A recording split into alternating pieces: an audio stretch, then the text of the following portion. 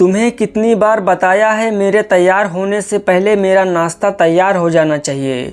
शादी के 25 सालों बाद भी मुझे क्यों बार बार एक ही बात बतानी पड़ती है। लता, तुम्हें क्या है, तुम तो आराम से घर पर रहोगी, मुझे काम पर जाना पड़ता है। तुम हो कि हमेशा बेवकूफ़ों जैसी हरकत करती हो। अगर तुम ये जानबूझकर करती हो तो याद रखना मुझसे बुरा कोई नहीं होगा। आज भी प्रशांत का पारा चढ़ा हुआ था। इन कटु शब्द में अपना गुस्सा उतारते हुए, गीला तौलिया कुर्सी पर फेंकते हुए प्रशांत गुस्से से लता की तरफ देखने लगा। लता के लिए प्रशांत का यह बेवजह गुस्सा कोई नई बात नहीं थी। वो महीने में 3-4 बार ऐसे ही लता पर बरस पड़ता था। पहले पहले लता उसका विरोध किया करती थी, लेकिन अब कई सालों तक प्रशांत में कोई बदलाव नहीं दिखा तो लता ने खुद को ही बदल दिया। अब प्रशांत के कुछ भी कहने से लता को कोई फर्क नहीं पड़ता था। प्रशांत की हर बात वो चुपचाप सिर झुकाए सुन लेती थी। शादी के पहले 5 साल तक लता ने पूरी कोशिश की थी कि प्रशांत को बदला जाए, लेकिन फालतू का गुस्सा करना और बाद में लता को भला बुरा कहना यह मानो जैसे उसकी आदत बन गई थी। कोई भी वाद विवाद होता तो प्रशांत सीधा लता को बोल देता, अगर मैं तुम्हें अच्छा नहीं लगता तो क्यों नहीं चली जाती अपने मायके, क्यों रहती हो मेरे साथ। इतना सब कुछ होने के बावजूद लता प्रशांत के साथ रहती थी, लेकिन उसे अपनी बेटी की फिक्र थी और वो जाती भी तो कहाँ अपने बूढ़े हो चुके माँ बाप को इस उम्र में परेशान करना नहीं चाहती थी। समाज और लोग क्या कहेंगे ये भी तो उसे देखना था। वो इतनी पढ़ी लिखी भी तो नहीं थी कि वो खुद जाकर कोई नौकरी कर सके और अपना और अपनी बेटी का पालन पोषण कर सके। लता को अब अपनी फिक्र नहीं थी, उसको फिक्र थी तो बस अपनी शादी लायक हो रही बेटी की। लता नहीं चाहती थी कि पति पत्नी के झगड़े की वजह से काव्या डिस्टर्ब हो। काव्या की पढ़ाई पूरी हो चुकी थी, उसके लिए अब शादी के रिश्ते आने लगे थे। कई रिश्तों को काव्या ठुकरा चुकी थी। 2-3 महीने बाद एक अच्छा रिश्ता आया। रिश्तेदारों और पहचान के लोगों ने भी लड़के के बहुत गुणगान किए थे। प्रशांत एक शाम अपनी बेटी के साथ बैठकर उसे बताने लगा, काव्या बहुत अच्छा लड़का है, पढ़ा लिखा है, बड़ा घर है, बहुत अच्छी नौकरी है। ऐसे रिश्ते बार बार नहीं आते बेटा, इस बार मना मत करना।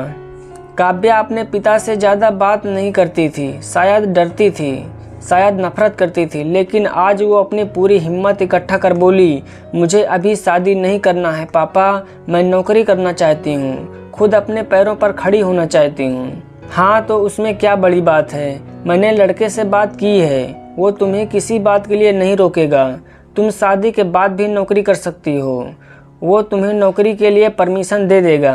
प्रशांत बोला, मेरा नौकरी करना या ना करना उसकी परमिशन पर क्यों डिपेंड रहेगा पापा? काव्या ने पूछा। मैं कह रहा हूँ ना, तुम्हें किसी भी चीज़ की कमी नहीं होगी।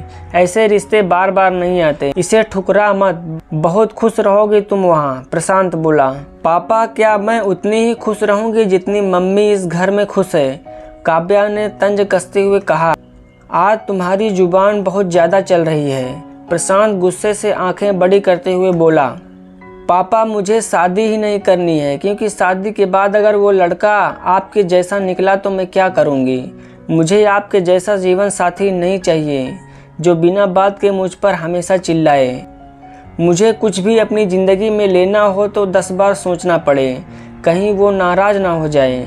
मेरी तबीयत कैसी भी हो उसे परवाह ना हो। रोटी थोड़ी सी मोटी बन जाए तो घर सर पर उठा ले, उसकी चेक बुक ना मिले तो मेरा ही दोस्त निकाले और हर छोटी मोटी बात पर मुझे मायके जाने के लिए कहे।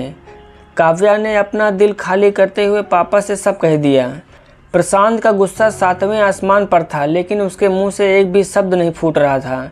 वो काव्या की बातें सुन रहा था। काव्या उतना ही बोलकर चुप नहीं हुई। आज पहली बार वो अपने पापा के सामने इतना कुछ बोली थी। पापा, आपने माँ के साथ हमेशा गलत व्यवहार किया। आप अपने ऑफिस का गुस्सा बिना सोचे समझे माँ पर उतार देते हैं, कभी इस बात की भी परवाह नहीं करते कि उन्हें कैसा लगता होगा। आपकी बातें सुन सुन के माँ ने अपना स्वाभिमान खो दिया। प्रशांत आज पहली बार अपने किए बर्तावों को महसूस कर पा रहा था। वो इतना ही बोल पाया, जो तुम्हारा मन है वो करो, मैं तो इतना बुरा नहीं हूँ ना। काव्या ने प्रशांत का हाथ पकड़ा और बोली, पापा मुझे सिर्फ एक सवाल का जवाब दे दीजिए, क्या आप चाहोगे कि मेरा पति आपके जैसा हो? अगर आपका जवाब हाँ है तो कर दीजिए मेरा रिश्ता आज ही, और ना है तो मुझे आत्मनिर्भर बनने दीजिए। प्रशांत कुछ भी ना बोल पाया और वहाँ से चुपचाप चला गया। आज उसे लता के सामने जाने में शर्म आ रही थी। चलते चलते उसकी आंखों से आंसू बह रहे थे।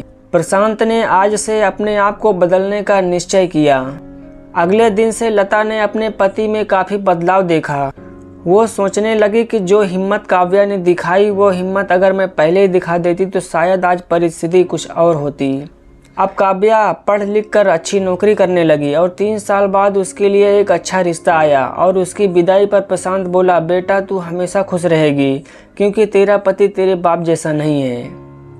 प्रशांत की यह बातें सुनकर लता और काव्या की आंखों में आंसू बहने लगे। दोस्तों, हमारे समाज में औरतों को भले ही देवी का दर्जा दिया जाता है, लेकिन वह स्वतंत्रता भी नहीं दी जाती जो उन्हें देनी चाहिए।